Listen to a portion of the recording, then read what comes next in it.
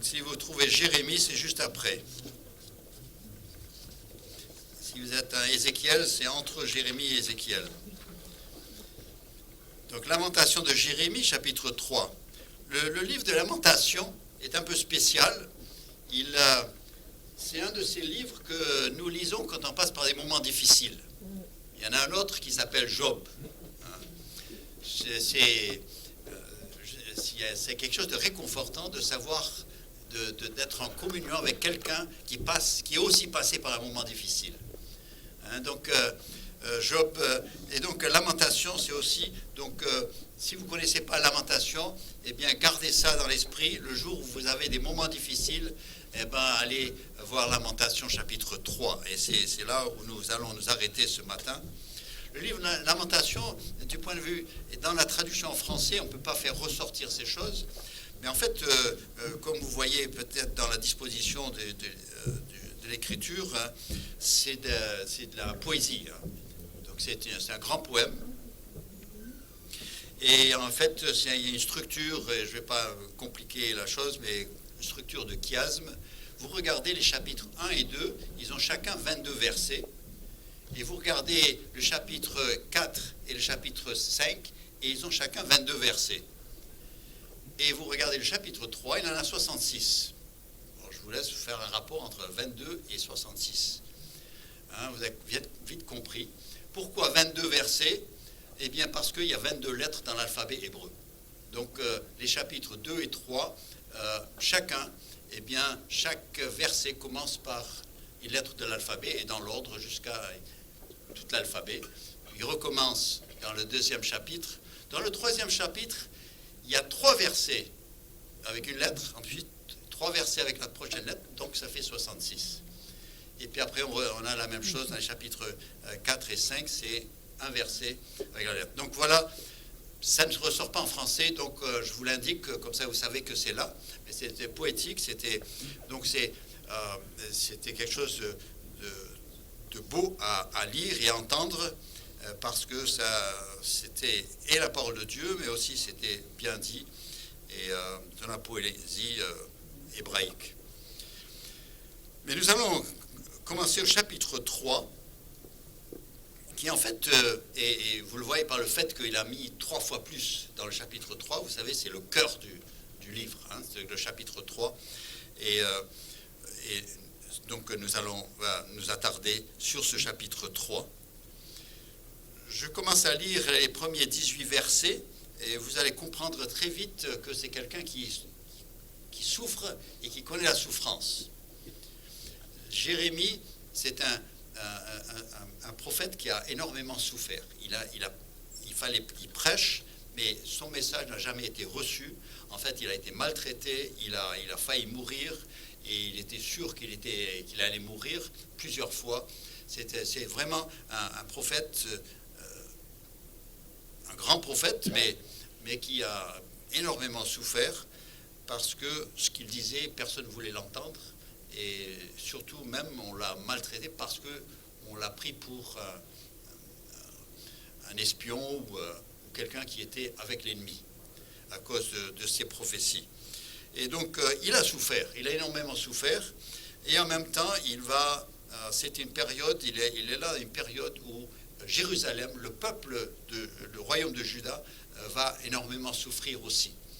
Et c'est pour vous situer un petit peu, donc c'est la période où Nebuchadnezzar, roi de Babylone, empereur, il vient et il assiège Jérusalem.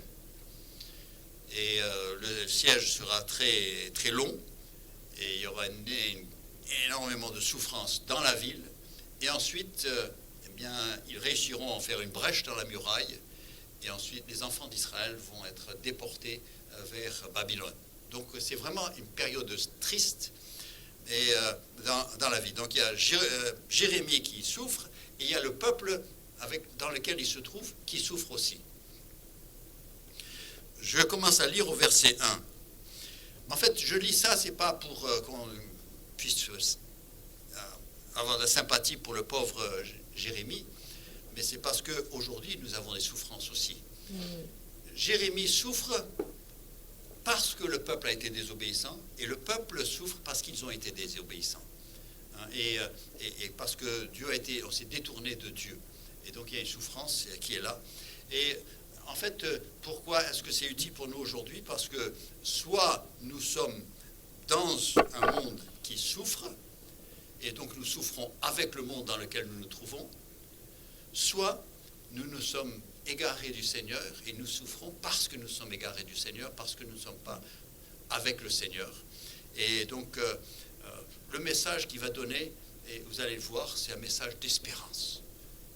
Au sein de la souffrance la plus terrible, eh bien, il va dire, il y a toujours de l'espérance. Pourquoi? Parce que Dieu est. Verset 1. Je suis homme qui a vu ma misère sous la verge de sa fureur. Il m'a conduit, mené dans les ténèbres et non dans la lumière. Contre moi, il tourne et il retourne sa main tout le jour. Il parle de Dieu. Il a fait dépérir ma chair et ma peau. Il a brisé mes os. Il a bâti autour de moi et il m'a environné de poison et de douleur. Il m'a fait habiter dans les ténèbres comme ceux qui sont morts dès longtemps. Il m'a entouré d'un mur pour que je ne sorte pas. Il m'a donné de pesantes chaînes. J'ai beau crier et implorer du secours, il ne laisse pas accès à ma prière. Il a fermé mon chemin avec des pierres de taille. Il a détruit mes sentiers. Il a été pour moi un ours en embuscade, un lion dans un lieu caché. Il a détourné mes voies, il m'a déchiré, il m'a jeté dans la désolation. Il a tendu son arc, il m'a placé comme un but pour sa flèche. Il a fait entrer dans mes reins des traits, des flèches de son carquois. Je suis pour tout le monde un objet de raillerie, chaque jour l'objet de leur chanson. Il m'a rassasié d'amertume, il m'a enivré d'absinthe, il a brisé mes dents avec des cailloux, il m'a couvert de cendres, il m'a enlevé la paix, je ne connais plus le bonheur. J'ai dit, ma force est perdue. Et je n'ai plus d'espérance en l'Éternel. Voilà où il est arrivé. Vous entendez sa description, vous dites, je crois que c'est quelqu'un qui l'a vécu, réellement. Et là, il parle, il dit, j'étais dans un piteux état. J'étais vraiment, tout était fermé. Même Dieu, je ne pouvais pas l'atteindre. Tout était fermé. Le ciel était fermé. La société m'était fermée. Tout était fermé. Et il est là et il dit, j'ai aucune raison pour espérer quoi que ce soit. Vu ce que je vois, vu les circonstances, vu mon état, vu ce que les autres pensent de moi, il dit, il n'y a rien à espérer. Et peut-être que vous avez vécu cela, ou peut-être vous pouvez penser à un moment où vous aviez des sentiments de ce genre. Et ça arrive. Et ça peut arriver même à l'enfant de Dieu. Là, il s'agit de Jérémie. N'ayons pas d'idées. C'est Jérémie, quelqu'un que Dieu a beaucoup respecté. Mais il est là, dans cet état-là. Et qu'est-ce qu'on doit faire quand on arrive à ce point où d'autres me l'ont dit de cette manière. Ils m'ont dit, j'étais dégoûté. Je n'avais plus envie d'aller à l'église. J'avais plus envie d'ouvrir ma Bible. J'avais plus envie de prier. Surtout pas chanter. Je voulais pas en parler. Et ça peut être une profonde dépression, comme ça peut être accablé par les soucis, les problèmes, et être rejeté, et tout ça, ce sont des choses qui font très mal. Et surtout quand ça provient de ceux qu'on aimait ou qui se disaient nous aimer. Et quand je me trouve dans cet état-là, que je sois enfant de Dieu, que je sois qui a voulu vivre pour le Seigneur, ou que je sois un enfant de Dieu qui se soit égaré du Seigneur, eh bien, qu'est-ce que je fais? Eh bien, verset 19, il nous propose quelque chose. verset 19, et voilà ce que Jérémie propose. Il a dit, voilà, il a décrit son état, il a dit, voilà dans quel état j'étais, et voilà la pensée que j'ai eue alors que j'étais dans cet état. Vous voyez que le verset 18 termine avec un mot, plus d'espérance, mais très vite, dans ces versets qui suivent, il va parler d'espérance. Il dit, verset 19, « Quand je pense à ma détresse et à ma misère, à l'absinthe et au poison, quand mon âme s'en souvient, elle est abattue au-dedans de moi. » Vous dites, ah, pas ça, je connais ça. Finalement, il dit, mon problème, ce n'est pas les circonstances. En fait, ce sont mes pensées, ce que je pense de ce qui m'arrive. Et ma souffrance provient plus de ce que je pense que ce qui est. Et trop souvent, nous avons les yeux fixés sur les problèmes, les situations et tout cela, et on ne peut pas faire autrement que d'être abattu. Mais il a dit, verset 21, « Voici ce que je veux repasser dans mon cœur, ce qui me donnera de l'espérance. » Il dit, voilà, j'ai entre mes mains, j'ai ce qu'il me faut pour me relever et pour me donner de l'espérance. Et vous savez ce que c'est que de l'espérance? C'est comme un rayon de lumière qui pénètre au fond d'un puits. Hein. C'est tout d'un coup, ça change tout. Il dit, voici ce que je veux repasser dans mon cœur, ce qui me donnera de l'espérance. Verset 21. Et regardez ce qu'il évoque pour se donner de l'espérance. Ce à quoi il pense. Il n'est pas en train de penser combien les gens ont été méchants avec lui. Et Seigneur, tu sais que celui-là, ce qu'il m'a dit, et tu sais l'autre, ce qu'il m'a fait, et tu sais ce que j'ai essayé de faire, et puis on n'a pas apprécié, et tu sais, et on commence à raconter, et on fait comme Élie, qui était dans sa grotte du mont Sinaï, et est en train de parler de tout ce que les hommes lui ont fait, plutôt que de penser à ce que Dieu est, qui Dieu est, et ce qu'il a fait. Et il dit, et verset 22, il dit, les bontés de l'Éternel ne sont pas épuisées. Ses compassions ne sont pas à leur terme. Elles se renouvellent chaque matin. Oh, que ta fidélité est grande. Vous voyez qu'il a changé complètement la direction. Hein, c'est les versets, les 18 versets là, il est en train de parler de tout ce qu'il vit. Et c'était du vrai. Hein, c'est pas l'exagéré, c'était du vrai. Mais là, tout d'un coup, il a dit, mais moi, je vais m'élever au-dessus de cela. Et je vais commencer à penser à qui Dieu est et ce qu'il a fait. Et il dit, il y a une chose qui est certaine, c'est que Dieu est toujours là. C'est un peu... vous avez, je me souviens avoir pris l'avion, et sur la piste, là, quand l'avion décolle, c'est l'orage, c'est la pluie, c'est les éclairs, le tonnerre et tout cela.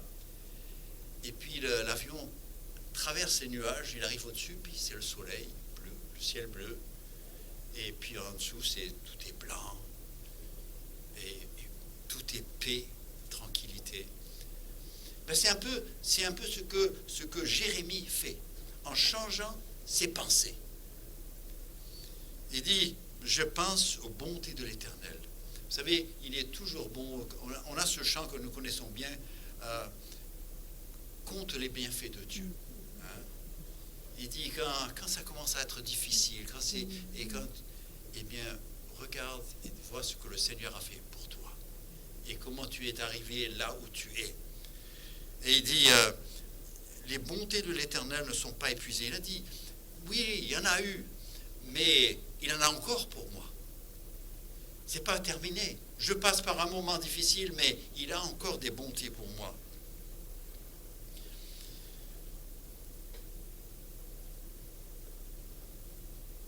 Vous savez, comment peut-il s'élever comme cela? Parce que c'est pas évident. Hein? Et pour ceux qui sont passés par là, vous vous rendez compte que c'est pas évident. Et c'est pas comme ça, juste tout d'un coup, quelqu'un vient et dit, écoute, tu devrais penser à Dieu. Puis d'un coup, ah oui, là c'est bien. Ah, c'est pas si rapide que ça. Hein? Mais pourquoi est-ce que Jérémie, comment est-ce que Jérémie a pu dire, ah, je sais où me tourner. Je sais comment je vais trouver de l'espérance. Eh bien, gardez Lamentation 3 et je vous invite à regarder Deutéronome, chapitre 28. Deutéronome, chapitre 28. Deutéronome, bien sûr, le livre de Deutéronome, c'est au bout des 40 ans, Moïse rappelle au peuple d'Israël tout ce que Dieu a fait pour eux et comment il les a amenés jusqu'à ce point-là. Et à la fin du livre de Deutéronome, c'est pour ça qu'on est au chapitre 28, à la fin du Deutéronome, il a dit, voilà, je vais vous rappeler quelque chose. C'est que vous êtes censés rester fidèles au Seigneur. Et donc, il a dit, quand vous rentrerez dans le pays promis, eh bien, vous allez trouver deux montagnes. Il y a le mont Ébal et le mont Garazim, qui existent encore aujourd'hui. Le mont Ébal, c'est le mont de la bénédiction. C'est pour les bénédictions. Le mont Garazim, c'est pour les malédictions. Du coup, je me demande si c'est ça aussi l'inverse. Non, c'est ça. Non, bénédiction, c'est Garazim. Et Ébal, c'est la malédiction. Parce que j'ai fait un voyage en Israël. Et sur le mont Garazim, eh bien, il y a toute une communauté, il y a du monde, il y a des maisons, tout ça. Sur le mont Ébal qui est en face, il n'y a pas une maison. Personne ne veut être sur la montagne de malédiction. Donc, je mets de l'ordre dans les photos de ma tête, et puis voilà, ça revient. Donc, Garazim, et vous vous rappelez, peut-être Garazim, c'était, vous appelez la femme samaritaine. Elle dit, nous prions sur cette montagne, le mont Garazim. Vous priez à Jérusalem. Hein? Et en fait, quand j'ai visité Garazim, c'est là où il y a toute la communauté, une colonie de Samaritains, qui existe encore aujourd'hui. Voilà, j'ai dit ça c'est gratuit. Hein? Alors, il y avait donc, sur le mont, donc ils devaient partager les tribus, il y avait 12 tribus, donc 6 d'un côté, 6 de l'autre, et l'une allait invoquer les bénédictions de Dieu, l'autre les malédictions. Je ne vais pas lire tout cela, vous savez que le chapitre 28 traite de cela, mais dans le chapitre 28 au verset 15, donc, pour comprendre pourquoi le peuple d'Israël se trouve dans cet état-là. Donc Deutéronome 28 et au verset 15, Dieu dit, « Mais si tu n'obéis point à la voix de l'Éternel ton Dieu, si tu n'observes pas et ne mets pas en pratique tous ces commandements et toutes ces voies que je prescris aujourd'hui, voici toutes les malédictions qui viendront sur toi et qui seront ton partage. » Voilà, c'est clair, Dieu le dit à l'avance. En français, on dit un homme averti en vaut deux, n'est-ce pas? Hein? Mais donc, Dieu a averti. Il a dit voilà. Il aura dit déjà le début du chapitre, si tu obéis, hein, le verset 1 commence, si tu obéis, voilà les bénédictions. Et verset 15, si tu n'obéis point à la voix de l'Éternel, eh bien voilà ce qui arrivera. Je ne vais pas lire tout cela, juste peut-être vous voulez avoir quelques idées. Regardez le verset 47 par exemple. Une raison pourquoi la bénédiction viendrait, verset 47 dit, pour n'avoir pas, au milieu de l'abondance de toutes ces choses, servi l'Éternel ton Dieu avec joie et de bon cœur. Il dit, quand tout allait bien, eh bien tu n'as pas servi le Seigneur. Versets 64 et 65, regardez, c'est quelque chose qui est encore vrai aujourd'hui. Versets 64-65, qui dit, l'Éternel te dispersera parmi tous les peuples d'une extrémité de la terre à l'autre. Et là, tu serviras d'autres dieux que n'ont point connu ni toi, ni tes pères, du bois et de la pierre. Parmi ces nations, tu ne seras pas tranquille. Tu n'auras pas un lieu de repos pour la plante de tes pieds. L'Éternel rendra ton cœur agité, tes yeux languissants, ton âme souffrante. Et si Jérémie se trouve à cette période où ils sont sous l'oppression de Babylone, c'est parce qu'ils se sont détournés de Dieu et ils étaient dans l'idolâtrie, dans la désobéissance des commandements de Dieu, et ça durait depuis un certain temps, et Dieu même avait envoyé plusieurs prophètes pour les avertir. Ils n'ont pas écouté, et ils ont dit que c'était de la bêtise, et puis là, tout d'un coup, ils récoltent ce qu'ils ont semé. Et Jérémie dit, et vous avez souffert des choses terribles. Et la cruauté de Dieu s'est servi de Nebuchadnezzar pour punir Israël. En fait, Nebuchadnezzar va un peu abuser. Il va être beaucoup plus sévère que Dieu n'aurait voulu, qui était nécessaire. Et donc lui, après, il sera jugé pour avoir profité de l'occasion. Donc, avec Dieu pèse les choses et il fait justice. Voilà. Donc, je reviens maintenant vous êtes dans Deutéronome. Regardez Deutéronome 30. C'est pour ça que moi j'ai perdu ma page aussi. Donc, Deutéronome 30. Et voilà pourquoi Jérémie peut lever les yeux. Parce que, regardez, Deutéronome 30, comment ça commence? Il dit, lorsque toutes ces choses t'arriveront, la bénédiction et la malédiction que je mets devant toi, si tu les prends à cœur au milieu de toutes les nations chez lesquelles l'Éternel ton Dieu t'aura chassé, si tu reviens à l'Éternel ton Dieu, et si tu obéis à sa voix de tout ton cœur et de toute ton âme, toi et tes enfants, selon tout ce que je te prescris aujourd'hui, alors l'Éternel ton Dieu te ramènera tes captifs et aura compassion de toi. Il te rassemblera encore du milieu de tous les peuples chez lesquels l'Éternel ton Dieu t'aura dispersé.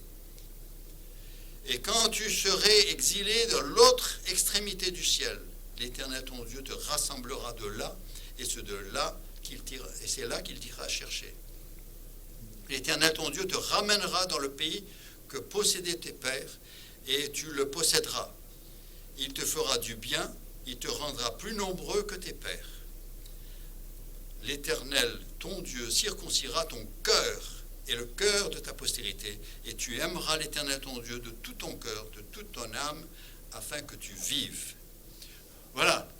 C'est pour ça que Jérémie, il dit, oui, mais dans ce malheur, c'est nous qui l'avons causé, c'est nous qui nous sommes éloignés de Dieu, et en tant que peuple, et le jugement est tombé sur nous. Mais Dieu a dit, dans Deutéronome 30, dans un sens, il a dit que, mais si on se repentait, si on revenait, eh bien, on trouverait que les bontés de Dieu ne sont pas épuisées, qu'il a encore de bonnes choses en vue, et qu'il peut faire encore de bonnes choses, et qu'il peut nous restaurer.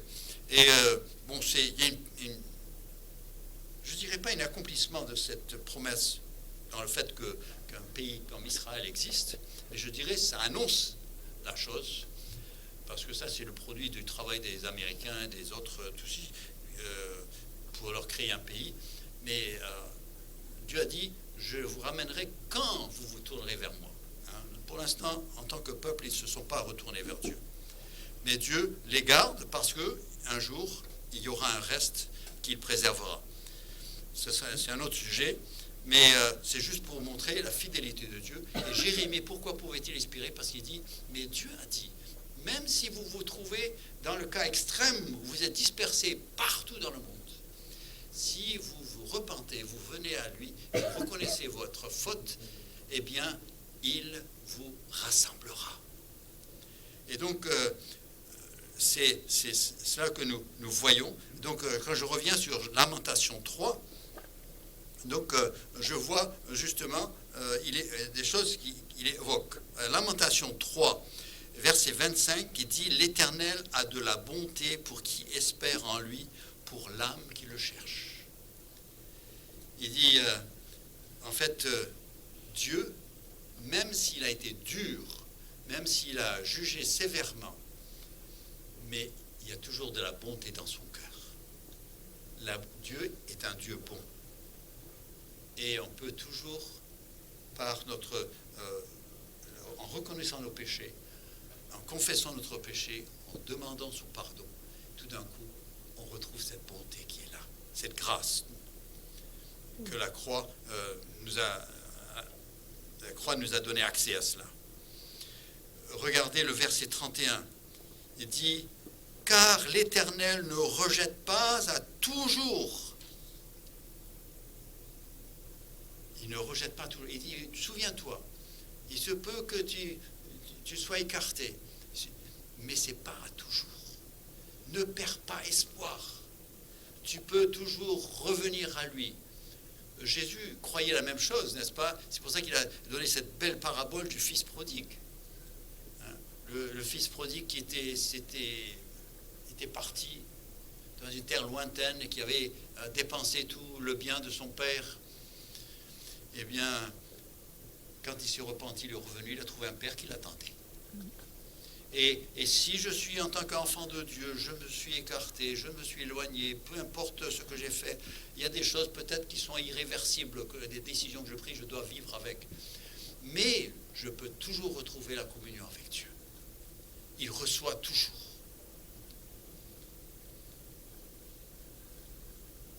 Le châtiment n'est que pour un temps. Verset 33, il dit, « Car ce n'est pas volontiers qu'il humilie et qu'il afflige les enfants des hommes. » Il dit, en fait, il ne prend aucun plaisir à te voir souffrir. Parfois, il se sent bien obligé pour que tu penses à lui, que tu reviennes et que tu te rends compte de ce que tu es et dans quel état tu es. Mais il a dit, il ne prend aucun plaisir à cela. C'est parce que nous, on est tellement durs qu'il est parfois obligé d'employer les grands moyens pour nous ramener à lui. Verset 36, il dit, « Quand on fait tort à autrui dans sa cause, le Seigneur ne le voit-il pas? » Il dit, « Il y a eu de l'injustice, il y a eu des choses qui ont été faites contre toi. Mais sache, Dieu l'a vu aussi. » Tu n'as pas besoin d'aller lui raconter et pleurer chez lui. Il dit, « Oh, Dieu, mais comment il m'a fait ceci, tu as entendu ce qu'il m'a dit et ceci. Après tout ce que j'ai fait pour lui, regarde comment il me dit merci. » Ouais, vous savez, on en a des prières à Dieu. Heureusement qu'ils ne sont pas enregistrés. Mais on s'en souvient quand même un petit peu. Il dit, écoute, tu n'as pas besoin de me raconter ça. Dieu a vu. Et il s'en occupera. Toi, c'est ce qu'il disait à dit Jean. Hein. Pierre, il dit, et lui? Il a dit, toi, suis-moi et t'occupe pas de Jean. Il nous dit la même chose, t'occupe pas de ce que je vais faire avec eux, toi, reviens à moi. Hein? Le fils prodigue, il est revenu, même si son grand frère n'était pas content, mais il est revenu quand même. Et le soir là, c'était lui qui était dans la fête et le grand frère était dehors. Ne vous préoccupez pas avec les autres. Il dit, peu importe ce que tu as fait, quel était le détour que tu as fait, et combien de temps tu étais dans ce détour. Il dit, tu peux toujours revenir, et tu trouveras un Père qui t'attend, et qui, parce que les bontés de l'Éternel ne sont pas épuisées, parce que c'est un Dieu qui peut pardonner, le sang de Christ nous purifie. Si nous confessons nos péchés, il est fidèle et juste pour nous les pardonner, nous purifier de toute iniquité, et c'est dans le présent, ça veut dire que ça reste vrai. C'est le présent d'indicatif. Le français, il est clair. Ça veut dire que c'est une chose qui est continuelle.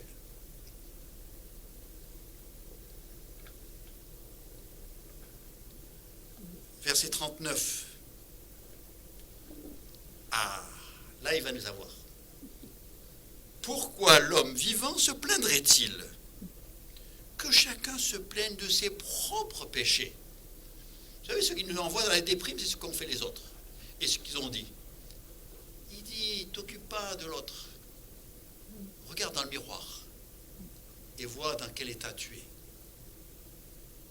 Je me souviens une fois que je passais par des moments difficiles et parce que j'avais été offensé, j'étais un peu plus jeune dans le ministère et ça c'était venu de personnes que j'aimais, que je croyais pouvoir faire confiance et j'étais déçu. Et vous savez, ça m'a détruit pendant un temps. Pourquoi? Parce que j'étais constamment en train de penser à ce qu'il m'a fait, ce qu'il a dit. Et puis, chaque fois que j'ouvrais la Bible, eh bien, je voyais que des versets que pour lui. Il n'y avait rien pour moi. Moi, je mourais de faim spirituellement, en train de vouloir faire ce qui est droit. Et c'était moi le perdant, l'autre il dormait bien et moi je ne dormais pas. vous dit quelque chose? Jusqu'au jour, il y a quelqu'un qui était de passage, qui venait de l'Afrique, et qui était de passage chez moi, et il m'a trouvé dans cet état-là. Il m'a dit, mais t'occupe pas de lui. Retrouve la joie de ton salut. Reviens au Seigneur. Et heureusement que j'ai écouté. Et j'ai retrouvé la joie du service. Parce que j'ai changé l'orientation de mes pensées. Au lieu de penser à ce que les hommes ont fait, ce qu'ils ont dit, ce qu'ils n'ont pas dit, ben je pensais à ce que Dieu m'a dit. Et ce qu'il a fait. Et ce qu'il avait. Les bontés de l'Éternel ne sont pas épuisées. Il y en a encore. Pourquoi tu meurs de faim alors que le placard est plein?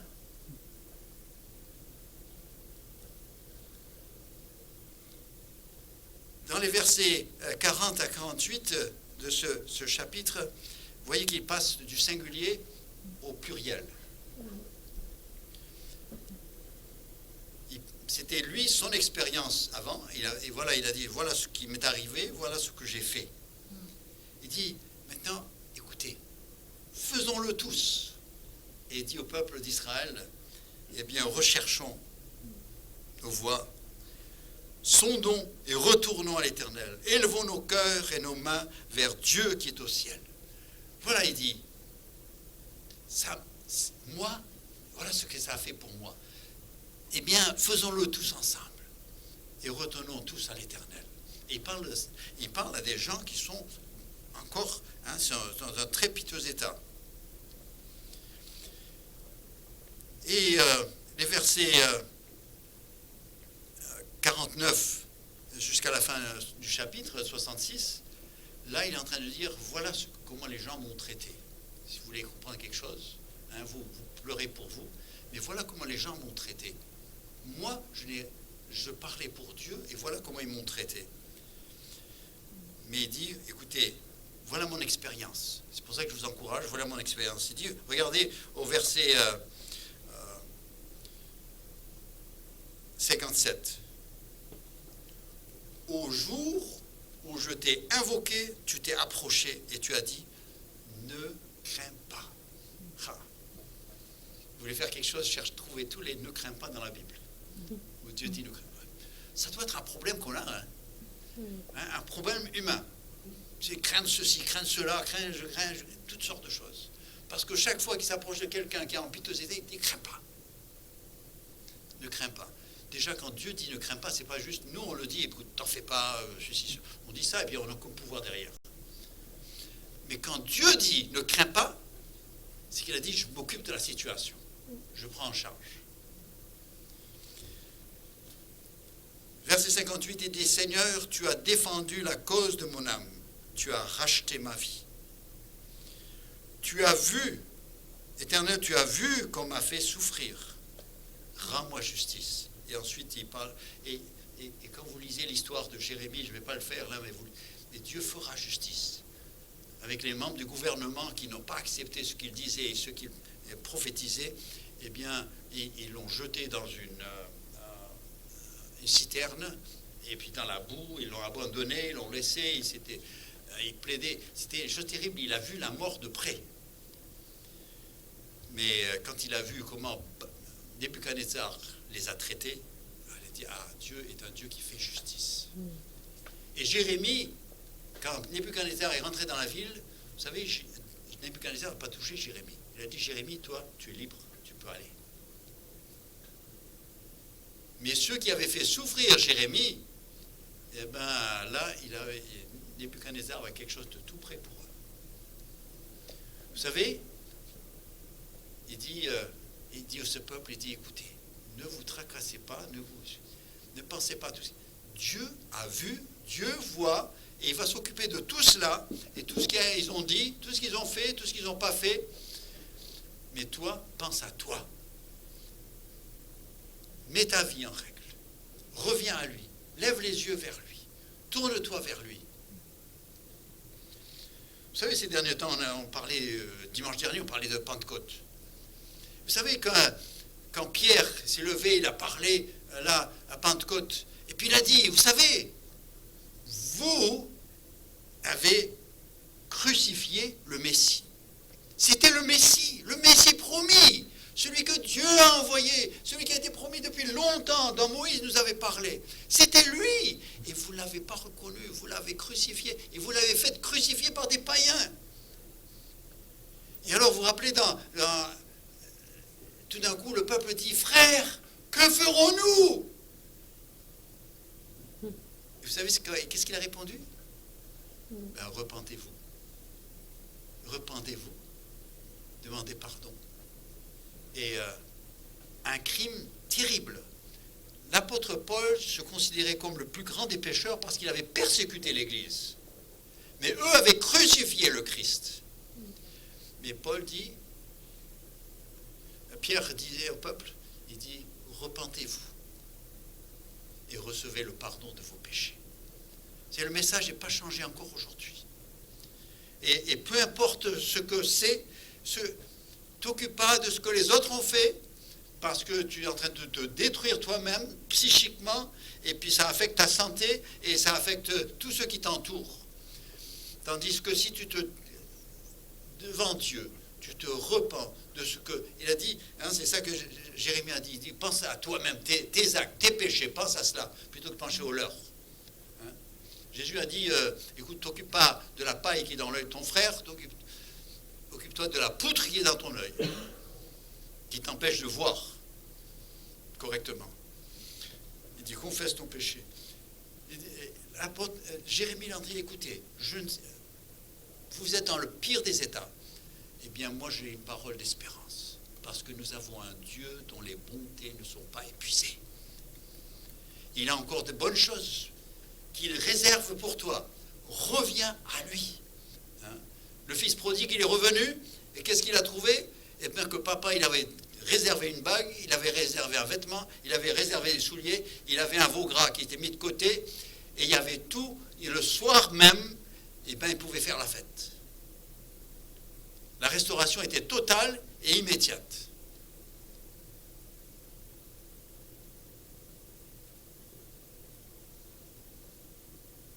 Dieu, oui, Lamentation chapitre 3, et au verset 38, il nous dit, oui, Dieu, en fait, il se sert, hein, verset 30, n'est-ce pas de la volonté du Très-Haut que viennent les maux et les biens? Il dit, en fait, Dieu se sert de tout cela parce qu'il t'aime. Et parfois, mais ce qui est extraordinaire, parce que certains parlent de la souveraineté de Dieu comme quelque chose de... c'est fatal. Dieu a décidé, Dieu a voulu, Dieu décide comme ça, et donc voilà, c'est comme ça que ça veut dire, et tu acceptes. C'est pas ça l'idée de souveraineté de Dieu. La souveraineté de Dieu, c'est, il a dit, j'ai vu à l'avance que l'homme allait se mettre dans un tel état, et j'ai prévu déjà le moyen d'en sortir. Ça, c'est notre Dieu, c'est le Dieu de la Bible.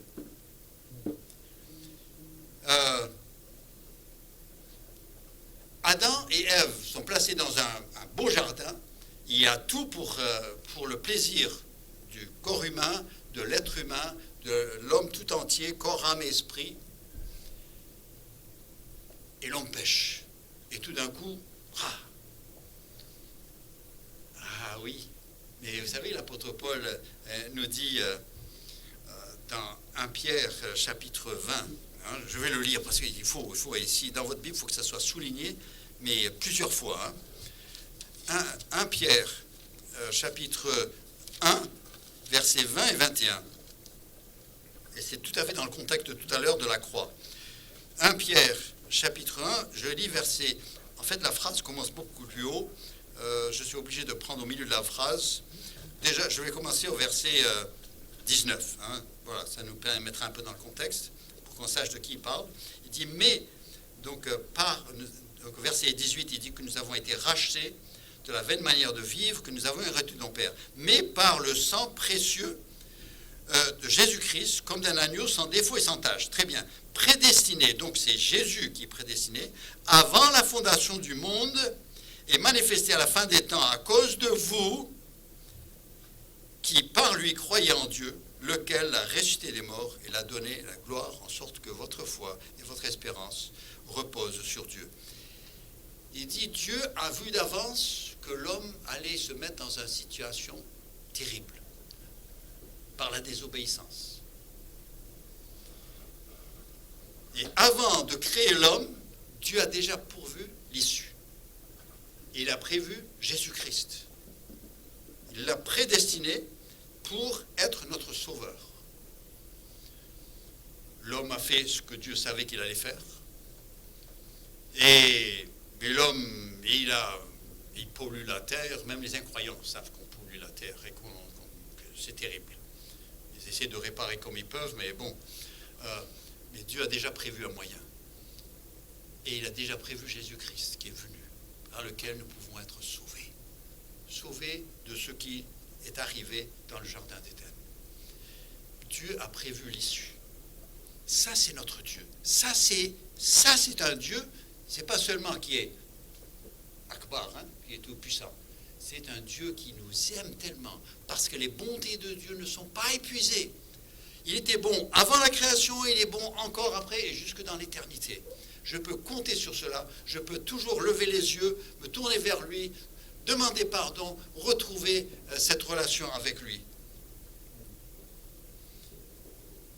Et même il nous dit, et c'est l'apôtre Paul qui parle de 1 Corinthiens chapitre, je termine avec ça, 1 Corinthiens chapitre 10 verset 13, il y a cette parole, c'est le même principe. C'est tout à fait, ça correspond au caractère de Dieu. Il dit, aucune tentation ou aucune épreuve ne vous est survenue qui n'était humaine. Et Dieu qui est fidèle, voilà, il dit Dieu qui ne change pas, le Dieu dont les bontés sont constamment renouvelées. Il dit, Dieu qui est fidèle ne permettra pas que vous soyez tentés au-delà de force, mais avec la tentation, avec l'épreuve, il préparera aussi le moyen d'en sortir, afin que vous puissiez la supporter. Chaque fois qu'il nous laisse entrer dans une épreuve, que ce soit notre faute, ou que ce soit la faute des autres, ou que ce soit... peu importe, il a dit, peu importe pourquoi vous êtes dans votre état, j'ai toujours prévu une issue.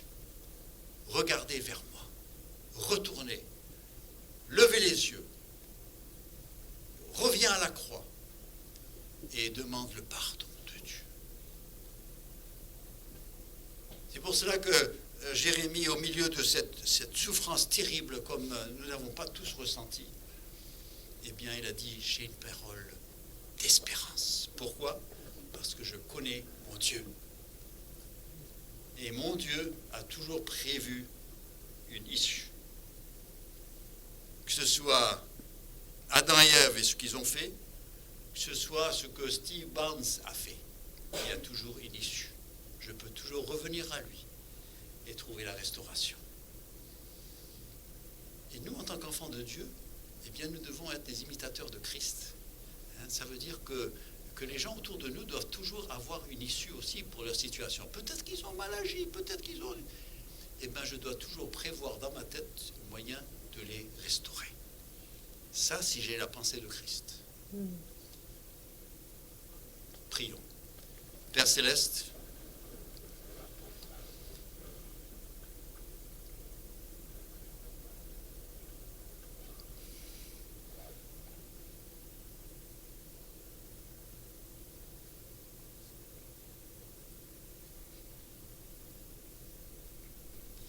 tu es un Dieu comme il n'y en a pas d'autre. Nul n'est comme toi. Tu es un Dieu qui... On a parlé de ta grâce tout à l'heure, mais c'est une grâce extraordinaire. Tes bontés ne sont pas épuisées. Jérémie, du fond de son trou, il a pu lever les yeux et trouver de l'espérance. Et même en avoir assez pour encourager les autres. Et Seigneur, que nous puissions, chacun de nous ici, quel que soit l'état dans lequel nous sommes devant toi, Seigneur, que nous ne soyons plus en train de chercher des coupables, mais que nous soyons prêts à restaurer la relation avec toi. Et Seigneur, que nous puissions lever les yeux. Et le fait que Christ est mort sur la croix prouve que tu as toujours prévu une issue pour toutes les situations. Et Seigneur, et ce que tu désires, c'est que nous soyons restaurés à toi afin de pouvoir te louer, t'adorer, comme il se doit.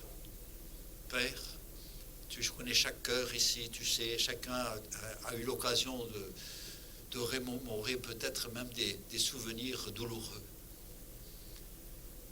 Et peut-être il y en a qui le vivent, qui sont dedans, même aujourd'hui. Oh Seigneur, Jérémie nous dit, tourne tes regards vers Dieu. Il n'a pas fini. Il a encore des choses pour toi. Il y a encore de bonnes choses pour toi. Oh Seigneur, que chacun aujourd'hui parte avec cette assurance qu'en toi, et puis il y a de l'espérance. Même dans un monde où nous ne savons pas où nous allons. Beaucoup de promesses, mais il n'y a pas grand-chose qui nous rassure. Mais toi, tu es sûr. Toi, tu nous rassures. Ta parole nous rassure. Loué soit ton nom, Père Céleste. Je prie pour quelqu'un ici qui est dans la souffrance. Tu connais son cœur. Tu connais ses sentiments. Tu sais, eh bien Seigneur, que tu agisses dans son cœur selon ceux qui te glorifient. Et qui trouvent du soulagement, de la paix et de quoi encourager les autres. Que nous puissions être tous des sources d'encouragement pour les uns et les autres, et nous soutenir et prier les uns pour les autres, et nous encourager mutuellement. Seigneur, que ce soit, c'est ça la vie d'Église. Père, c'est au nom de Jésus-Christ que nous te prions. Amen.